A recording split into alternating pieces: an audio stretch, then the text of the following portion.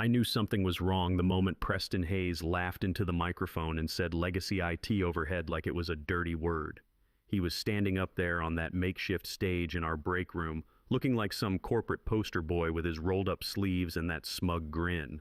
The guy had his MBA fresh out of Wharton and thought he could waltz in here and restructure 25 years of solid work like it was yesterday's garbage. My name's Garrison Wells. I'm 48 years old, and I've been keeping the lights on at Midwest Manufacturing for over 2 decades. Started right after I got out of the Navy, where I spent 6 years as a communications specialist on the USS Camden. That's where I learned that when systems fail, people die. That kind of training sticks with you. Back on the ship, I was responsible for maintaining radio communications, satellite uplinks, and encrypted data channels between our vessel and fleet command. You learn real fast that there's no such thing as good enough when you're 200 miles from shore and the primary comms array goes dark during a storm. I spent countless hours in that cramped communications compartment surrounded by humming equipment, learning to read the subtle signs that told you a system was about to fail before it actually did. The Navy taught me something else. Documentation saves lives. Every maintenance check, every system anomaly, every repair had to be logged with timestamp precision. Not because some bureaucrat demanded it, but because the next guy on watch needed to know exactly what you'd found and what you'd done about it. In the military, sloppy record-keeping gets people killed. In corporate America, I was about to learn, it gets people fired. When I mustered out in 1999, Midwest Manufacturing was transitioning from paper-based systems to their first real computer network. They needed someone who understood both the technical side and the discipline required to maintain critical infrastructure. I was 23, fresh out of the service and ready to apply everything the Navy had taught me about keeping essential systems operational. 25 years later, I was watching some kid who'd never held responsibility for anything more critical than his quarterly PowerPoint presentation try to explain why my experience was obsolete. Preston was holding up a printed chart. My departmental budget, actually. I recognized the formatting because I'd built that spreadsheet myself back when we transitioned from the old ERP system. The kid was wielding my own work like a weapon, talking about optimization opportunities and streamlined headcount. We found areas where legacy practices weren't just outdated, he said, clicking to the next slide. They were actively draining resources. Then he looked directly at me. I mean, do we really need a full IT director when offshore contractors can handle basic maintenance for 1/3 the cost? A few nervous chuckles rippled through the room, mostly from the newer hires who still believed performance reviews mattered and thought sucking up might save their jobs. The older guys, the ones who remembered when this place actually built things instead of just managing supply chains, they stayed quiet. They knew what was coming. That's when I felt my hands go cold. Not angry cold, just the kind of steady coolness you get when all the redundant systems kick in and you realize the primary connection just failed. It's a physical response I learned on the ship. When crisis hits, your body temperature drops, your heart rate steadies, and your mind shifts into damage control mode. I stood up slowly, no drama, just like checking a server rack. In the Navy, we had a saying, stay calm, assess the situation, respond with precision. 25 years in corporate America hadn't changed that reflex. Which systems you talking about, son? I asked, loud enough to reach the back of the room. The silence that followed could have crashed a network. Preston's smile flickered for about half a second, like a monitor with a loose connection. He definitely wasn't expecting pushback from the dinosaur in the corner. Well, obviously the day-to-day maintenance, server monitoring, basic troubleshooting, he said, trying to regain his momentum. Routine stuff that doesn't require senior-level oversight. I nodded like I was processing his input, the same way I used to acknowledge transmission confirmations from the bridge. Then I walked to the front of the room, pulled out my laptop, and connected it to the projector. No theatrics, just standard protocol. Let me show you something, I said, opening up our network monitoring dashboard. This is our real-time system status. Green means operational, yellow means attention required, red means critical failure. The screen filled with dozens of indicators, most green, a few yellows scattered around. Preston glanced at it like he was reading hieroglyphics. To him, it probably looked like random lights on a Christmas tree. To me, it was a complete picture of our infrastructure's health, as readable as a ship's instrument panel. See that yellow cluster there? I pointed to a section showing elevated latency latency on our production servers. That's been running hot for about 6 hours. Normal fluctuation, but it needs monitoring. What's your diagnosis? Preston stared at the screen. The room waited. Somewhere in the back, someone's chair squeaked. The silence stretched out like a dead radio frequency.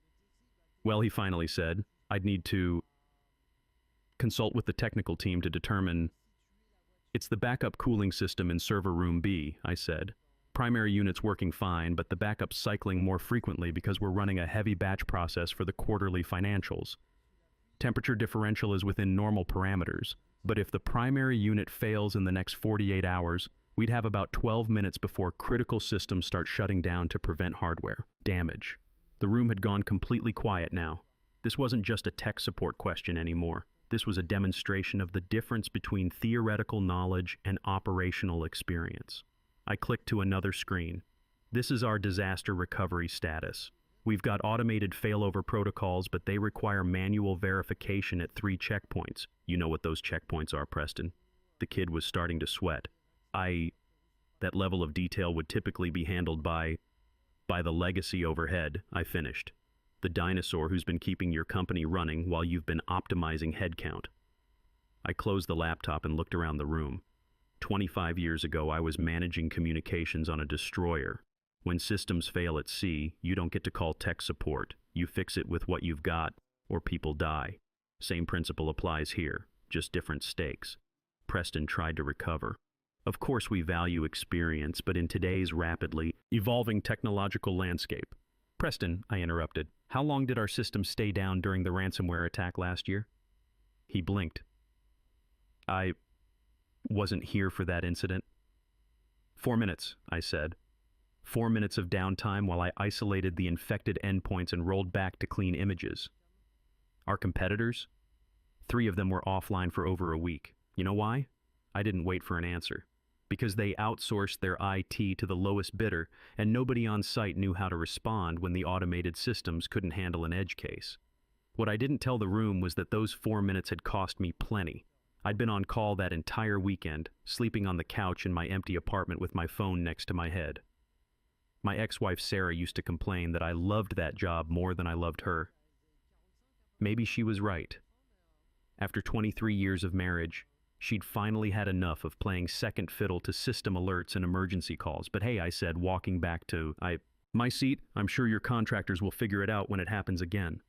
The room was dead quiet now. Even the nervous laughers had shut up. But I could see Preston's face working through the implications of what I'd just demonstrated. The kid might have been arrogant, but he wasn't completely stupid. That night, I went home to my empty apartment. The divorce was final 2 years ago. Kids are grown and gone. And did what any old Navy communications specialist would do. I started documenting everything. My daughter Emily was finishing her senior year at Ohio State, studying engineering like her old man. My son Jake was working construction in Colorado, sending me pictures of the houses he was framing. Both of them were doing fine, but college tuition and supporting yourself in today's economy isn't cheap. I'd been helping Emily with her expenses, and Jake was saving up for a down payment on his first house. The last thing I needed was some MBA kid destroying my career and cutting off their safety net. See, Preston made one critical error in his threat assessment.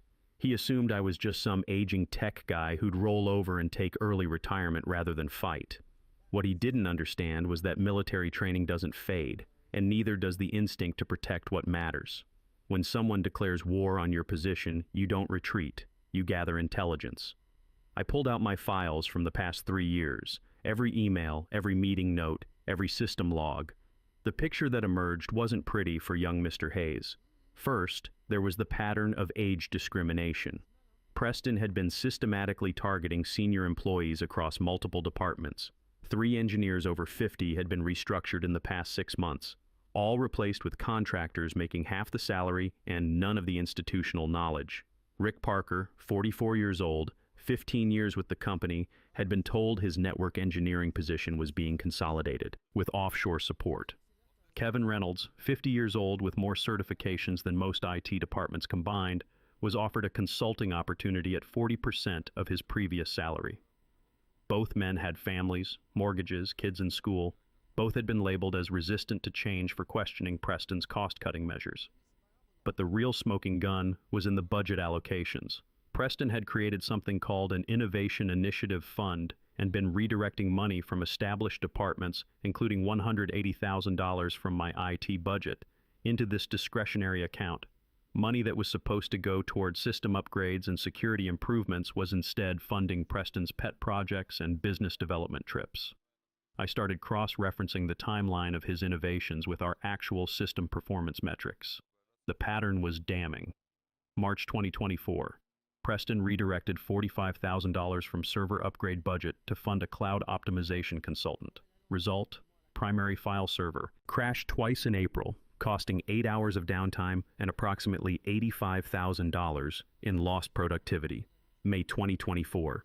He canceled our annual security audit to save $25,000, using that money for a strategic consulting engagement in Las Vegas.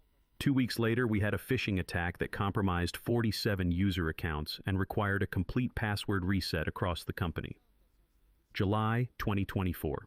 Preston delayed critical network infrastructure updates, moving $60,000 to his innovation fund. The old switches started failing in August, causing intermittent connectivity issues that drove our customer service team crazy and lost us at least 2 major accounts. Every time Preston made a decision that impacted IT operations, downtime increased and costs went up. His cost-cutting measures had resulted in $340,000 worth of productivity losses in the past quarter alone. I had the logs to prove it, timestamps and all. The network forensics told an even uglier story. Every efficiency improvement Preston implemented made our systems less stable, not more. His offshore contractors were competent enough for routine maintenance, but when real problems hit, they were useless. They worked bankers' hours in Mumbai while our crises happened at 2 a.m. on Saturday nights. I remembered one particularly bad weekend when the backup power system failed during a routine maintenance window. The offshore team's solution was to log a ticket and wait for Monday. I'd driven to the office in my pajamas and spent 6 hours rewiring the UPS connections to keep our servers online. Preston's Innovation Fund paid for that weekend too. Not my overtime, but a consulting report on power management optimization that recommended exactly the setup we'd been using for 5 years. 3 weeks later, I was sitting in a conference room with Bill Morrison, our CFO. Bill's 61 years old, been with the company since before Preston was born. He's the kind of executive who actually worked his way up from the shop floor and understands that experience has value. "Show me what you've got, Garrison," Bill said, settling back in his chair. I spread out the documentation like a technical manual. Email threads showing Preston's incompetence costing us downtime. Financial records proving budget misallocation. EEOC guidelines on age discrimination patterns. Everything cross-referenced and indexed, just like we used to do for fleet communications protocols. Bill studied the evidence for 20 minutes without saying a word.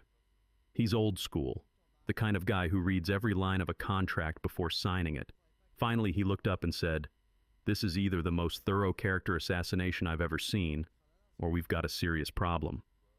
"Sir, I don't deal in character assassination," I replied. "I deal in system analysis, and the system's showing critical vulnerabilities." That's when Bill smiled. "What do you recommend?" "Full audit, outside counsel for the discrimination issues, internal investigation on the budget irregularities, and maybe someone should check Preston's expense reports from those innovation trips." 2 days later, Claire Rodriguez from Martinez and Associates law firm was sitting in my kitchen, reviewing my documentation. Claire specializes in employment law, particularly age discrimination cases. She's 52, sharp as a blade, and has seen this pattern before. "This is textbook," she said, spreading the papers across my small dining table. "Systematic targeting of senior employees, replacement with cheaper alternatives, creation of hostile work environment based on age-related stereotypes. The budget irregularities just make it worse." "What's our next move?" I asked, pouring her another cup of coffee. "We file a formal complaint with EEOC and simultaneously pursue whistleblower protection under Sarbanes-Oxley for the financial irregularities. But first, I want to talk to the other affected employees." That's how I ended up in touch with Rick Parker and Kevin Reynolds, 2 senior guys who'd been pushed out in Preston's restructuring. Rick's 44, been with the company for 15 years as a network engineer. Started right out of college, worked his way up, knew our systems inside and out. Kevin's 50, systems admin with more certifications than most college IT departments. Both had their positions eliminated and were offered consulting opportunities at 40% of their previous salaries. We met at a diner off Route 30, away from company property. The place was one of those old truck stops with vinyl booths and coffee that could strip paint, but it was neutral ground and nobody from Midwest manufacturing would accidentally overhear us. Rick brought his separation agreement, Kevin had his personnel file, and I had my evidence folder. "They got you too, huh?" Rick said when I laid out Preston's pattern of targeting experienced staff. He looked tired, the kind of bone-deep exhaustion that comes from months of job hunting when you're over 40 and every posting wants digital natives and fresh perspectives. "Worse," Kevin replied, stirring sugar into his coffee with mechanical precision. "They offered me a contractor position doing the exact same job for half the money and no benefits. When I refused, they said I was being inflexible and resistant to change." Kevin had 3 kids, twin boys in high school and a daughter starting middle school. His wife worked part-time at the local library. Losing his health insurance alone was going to cost them $800 a month, money they didn't have. "Preston called me into his office last month," Rick said. "Told me that network engineering was becoming automated and that companies needed people who could think outside traditional infrastructure paradigms. I asked him what that meant, and he started talking about cloud-native solutions and software-defined networking like he'd just read a Wikipedia article. Did he actually understand any of it?" I asked. Rick laughed, but there was no humor in it. The guy thought DNS was a new social media platform. I had to explain to him why we couldn't just move everything to the cloud without redesigning our entire security architecture first. That's when Kevin pulled out his phone and showed us something that made my blood pressure spike. "Look at this job posting," he said. "They're hiring for my old position. Same responsibilities, same requirements, but they're calling it Junior Systems Specialist and offering $35,000 a year." I looked at the posting. It was word for word identical to Kevin's old job description, except they'd changed minimum 10 years experience to 1 to 3 years preferred, and added buzzwords like collaborative mindset and adaptable to changing priorities. "They're going to hire some kids straight out of college," Kevin said. "Someone who'll work 60-hour weeks for peanuts and won't question why the documentation is incomplete or why the backup systems haven't been tested in 6 months. Claire Rodriguez had warned me this would be the hardest part, not just proving discrimination, but showing the pattern across multiple employees. But sitting in that diner, listening to Rick and Kevin describe identical experiences to my own, the case was building itself. "There's something else," Rick said, lowering his voice. "You know Janet Cooper in HR? She pulled me aside last week, said she was sorry about how things went down, told me that Preston had a list." "What kind of list?" I asked. "Names and ages. Everyone over 45 in technical positions. She said he'd been working through it systematically, finding reasons to eliminate positions or force people into early retirement. That explained a lot. The pattern wasn't random. It was methodical. Preston had been conducting a purge, getting rid of anyone old enough to remember how things were supposed to work, anyone with enough experience to question his decisions. Janet's scared," Rick continued. "She's 58, been with the company for 20 years. She thinks she's next on the chopping block, but she can't afford to lose her job. Her husband's got medical issues." I thought about Janet, always professional, always by the book, the kind of HR person who actually tried to protect employees instead of just covering for management. If Preston was targeting her too, then nobody was safe. "Would she be willing to testify?" Claire had asked during our first meeting. "Not officially," I'd told her, "but she might be willing to provide documentation if she knew it could stop this from happening to other people." The more we talked, the clearer the picture became. Preston wasn't just cutting costs. He was systematically destroying institutional knowledge, gambling that short-term savings would outweigh the long-term damage. He was betting that offshore contractors and fresh college graduates could replace decades of experience. What he didn't count on was that some of us old-timers had learned a thing or two about fighting back. The EEOC complaint was filed on a Tuesday. By Friday, Preston was called into an emergency meeting with Bill Morrison, the head of HR, and 2 attorneys from outside counsel. I wasn't in the room, but Janet Cooper looked like she'd seen a ghost when she came out. The internal audit began the following Monday. Lisa Bennett from our finance department, she's 38, sharp with numbers, and doesn't tolerate nonsense, started tracing every dollar that had flowed through Preston's Innovation Fund. Garrison, she said, pulling me aside on Wednesday, some of these expenses are creative. 3 business development trips to Las Vegas, 2 conferences in Miami, and a $15,000 consulting contract with a company that doesn't seem to exist. Ghost vendor? I asked. Looks like it. The address traces back to a UPS store, no website, no phone listing. Just invoices for strategic consulting services signed off by Preston himself. I wasn't surprised. In the Navy, we'd seen similar schemes, officers creating fake suppliers to skim money from operations budgets. The military called it fraud. Corporate America had fancier names for it, but it was the same crime. There's more, Lisa continued, lowering her voice. Remember that cloud optimization consultant he hired, the one who recommended we delay server upgrades? I nodded. Turns out the consultant was Preston's college roommate. Guy runs a one-man marketing firm in Chicago, doesn't know the first thing about IT infrastructure. But he billed us $45,000 for a 20-page report that was mostly copied from vendor white papers. The picture was getting uglier by the day. Preston hadn't just been discriminating against older employees. He'd been stealing from the company to fund his lifestyle and pay off his friends. By Thursday, Preston's office was cleaned out. HR issued a statement about personnel changes in the operations division and commitment to compliance with all employment regulations. No drama, no perp walk, just gone. But the real satisfaction came during the settlement negotiations. Claire Rodriguez sat across from their legal team like a general planning a siege. The company wanted to resolve everything quietly, without admissions of wrongdoing. Fine by me. I wasn't looking for vindication, I was looking for justice. They're scared, Claire told me during a break in negotiations. The EEOC complaint is bad enough, but the financial irregularities open them up to SEC investigation. They want this to disappear. The terms were better than I'd hoped. Full reinstatement for me, Rick, and Kevin. Back pay for all affected employees. Promotion for me to Chief Technology Officer with a salary of $145,000, nearly double my previous pay. $50,000 settlement for emotional distress and legal fees. Full restoration of pension credits and 5 additional years of service time.